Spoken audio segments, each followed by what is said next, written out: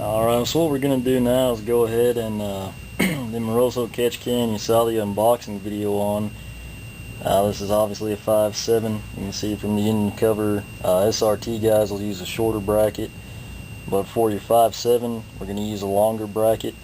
And I was under the impression that this bolt here was actually with a water pump bolt. Turns out, now that I've actually had the kit and looked under the hood of the car, there's the bolt that you can see right here. It's kind of hidden by the IAT wire harness. I believe what that would have been originally would be your factory air box. Again, with the Mopar 10, I never had one, so I can't tell you for sure. But it's basically just a located stud there. In our case, since we had the factory cold air, if you've got a cold air kit of any type, that's probably an available stud. You won't have any issues. And when you install it, you want to make sure that your holes are towards the top of the bracket, and it's obviously going to face out.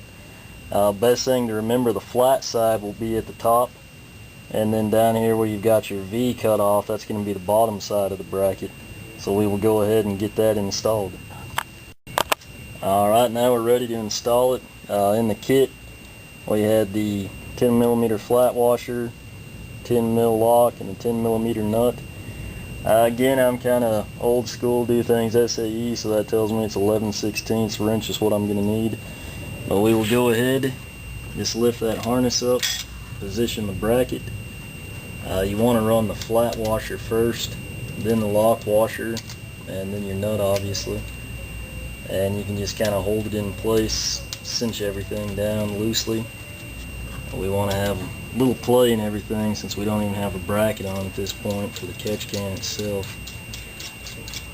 It turns out you can do this without taking off the IAT. Now that I've got the bracket on, my advice is to get that off. You can see right here there's going to be a small clip. You just simply depress that, it comes right off. You can tuck it away under the radiator hose. And now we've got a lot more access to this. It's going to be easy. We can probably get a socket in with no problem. And this will basically wrap up the install of the stainless steel bracket. Now all we have to do is get the billet clamp in place. Alright, so what we're going to do now, we're going to come in with our 11/16 socket. Just position the bracket where we want it. Again, with the IAT harness out of the way, this is actually plenty of room with the engine cover in place. And again, make sure that your flat side of the bracket is upright as you install it.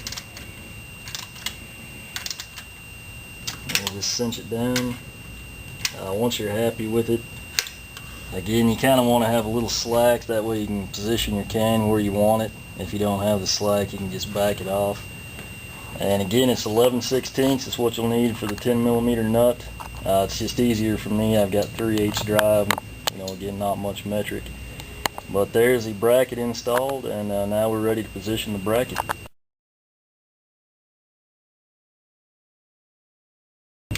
Alright, I've got the camera positioned as best I can. You should be able to pick the bracket out. It's obviously going to be your long stainless piece here.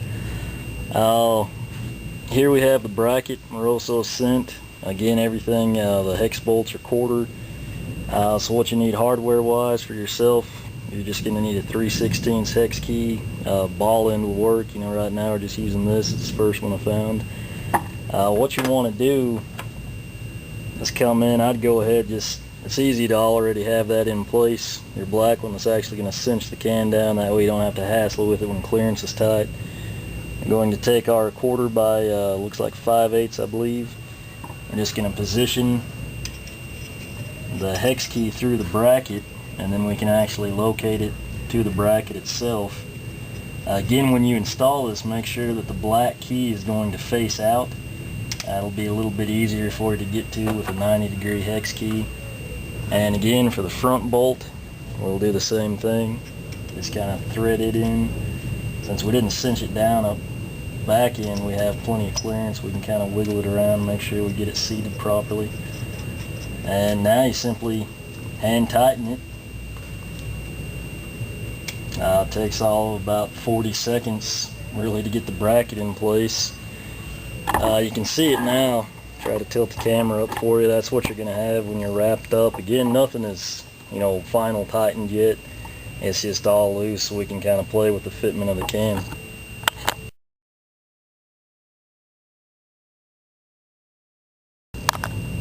So we've got the catch can assembled. Again, this is going to come down to personal preference. It in no way impacts the performance or function of the can.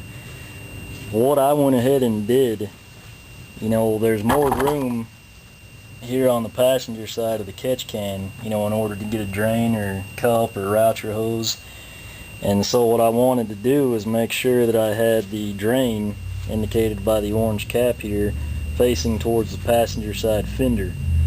And again, while we do that, make sure your cap is on. And again, this is perpendicular. It's going to kill the flow, so you're not going to just be emptying out. It's going to actually indicate that the ball valve is closed. The other thing I did, and again, this is just personal preference, Moroso. As you can see, I've got it in line with the barbed ends. The barbs start where the M starts. The reason I did that, since this mounts on the passenger side, you can see on the engine cover, you start with HEMI, and it's going to read across, left to right, as if you were standing on the passenger side fender. And so by us putting the barb fittings this direction, when we turn the can for the installed position, not only do we have the drain valve where it's easier access, we also have Moroso lining up in line with HEMI, which once again, that's kind of overkill, but if you're debating which way to do it, that was my logic on it. And now that the can is actually assembled, we can go ahead and test fit everything.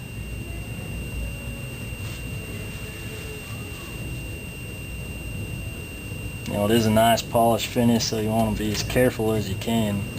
Actually, the part line in the can was probably about 1/4 of an inch or so above the bracket. And so that's kind of what we'll try to emulate here.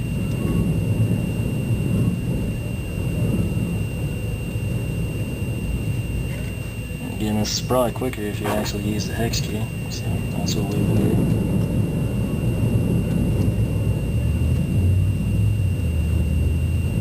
Again, clearances here are fairly tight. It's not going to be the easiest place to work in. But again, once you've installed the can, you're done with it. All you're going to do is drain it from that point forward. So, main thing here, try to keep it level. I'll probably go overkill and put a level on this. It's kind of one of those things you want to do right if you do it. And that's tight enough, it's going to hold it in place. That'll give you an idea of what the can installed is going to look like. Again, I can go back in, kind of straighten things out. The time you spend here, if it's in there, it's going to function. Just a little extra time, you can line things up, get it to look a little bit nicer. So that's what we will try to do.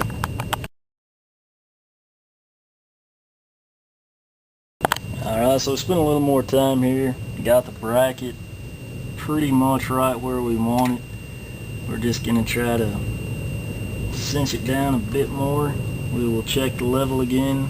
It's pretty much dead on. Sad thing is, we probably spent 2-3 minutes doing that, and no one's really going to be able to tell. But again, if you're like me, if you do something, you just as well do it right, and in my opinion, that's well worth the time. We've got it perfectly level. We'll come in now, actually put the can in place, and we will do the same for it.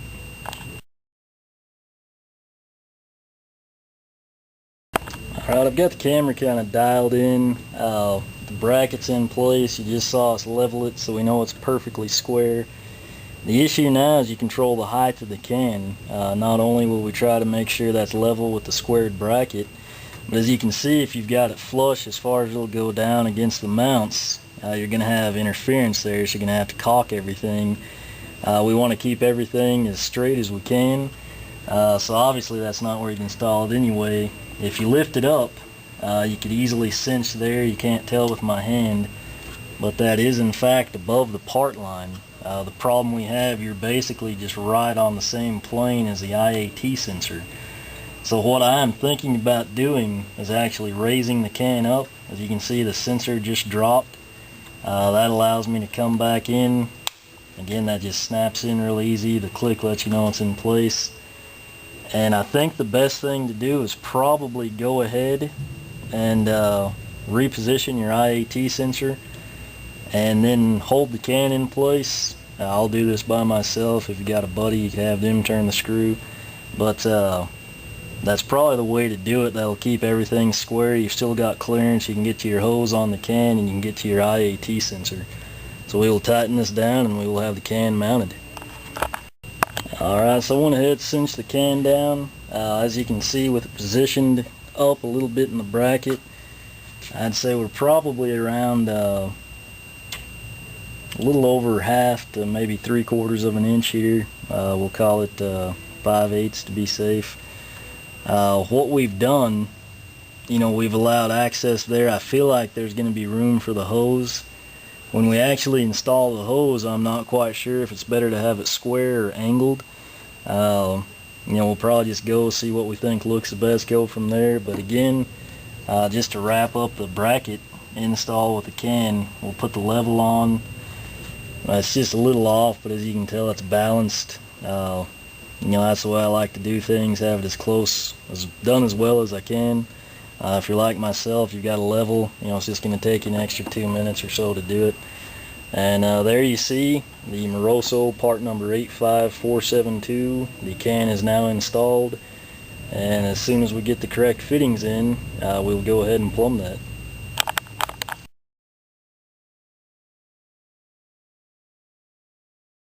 I don't want to take the time, get a better camera angle than we can from the stand. Here you see the Moroso catch can installed with the bracket. Again, everything's squared up and level.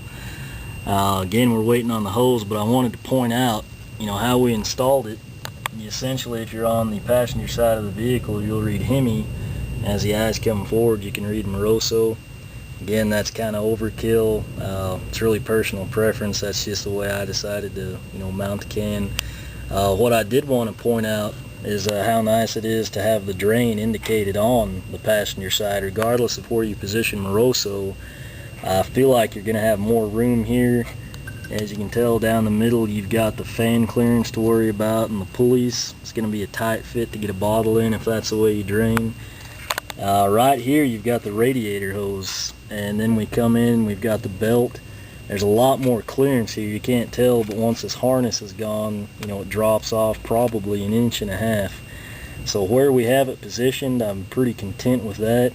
Again, I will probably run a hose, but if you do plan on using a bottle, this is something you can very easily come in, get the orange cap off and be in business. So hopefully this helps you out. As always, if you've got any questions, check out Star Mopars online magazine.